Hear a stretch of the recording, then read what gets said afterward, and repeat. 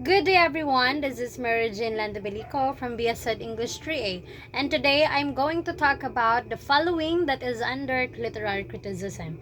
The first is traditional, second is formalism and new criticism, third is Marxism and critical theory, and also the structuralism and post-structuralism. Without further ado, let's get started. So what do we mean by traditional criticism? Traditional criticism evaluates the biographical details of an author, including their history, the cultures, and upbringing. Also, through a typical critical lens, critics think they may genuinely assess a work by learning about the author's background and time period in which it was produced. And one of the examples also of traditional literary criticism would be the Adventure of Huckleberry Finn by Mark Twain. Okay, so the next is formalism, and it will be followed by the new criticism.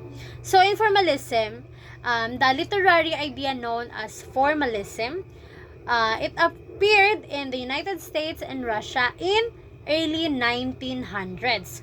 It places more emphasis on literary works' internal components like form, structure, language, and style than on its external social or historical settings.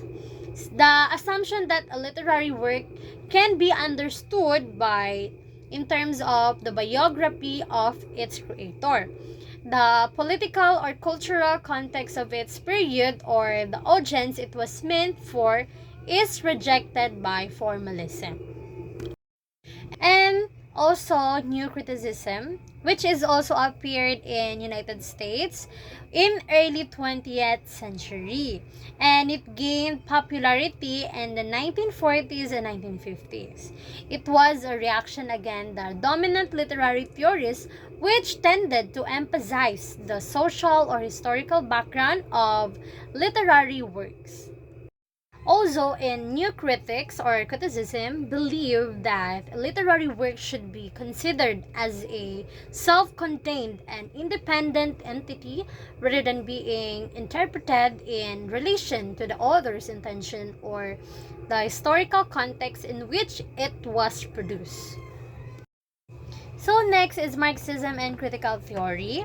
So these two are separate but related academic traditions that each shed light on societal structures in a different way.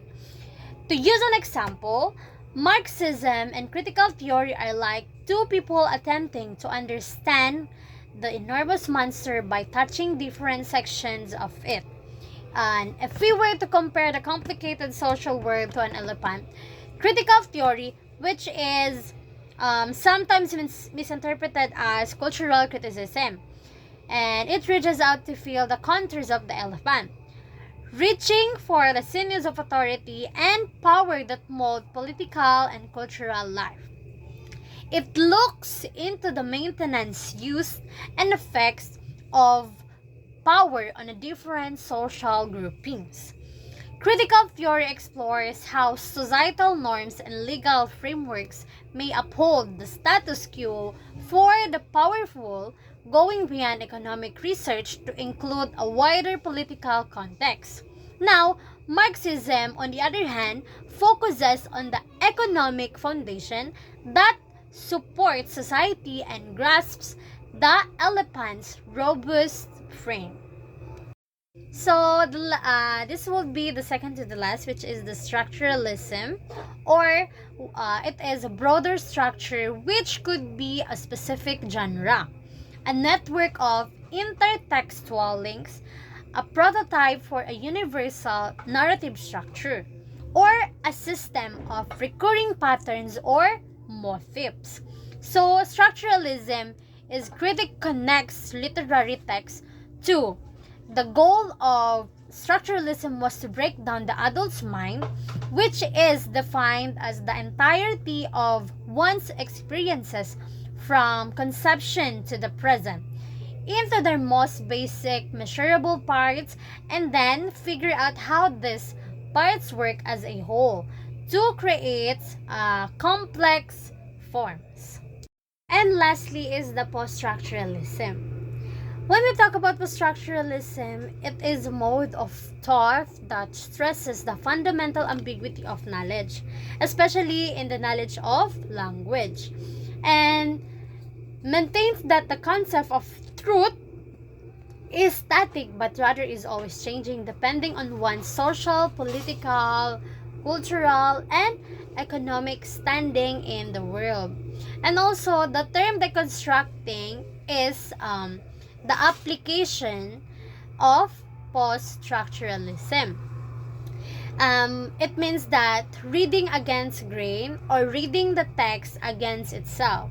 And these are the common terms of post-structuralism. Also, another example is know the text as it cannot know itself is the stated objective. So that is the post-structuralism.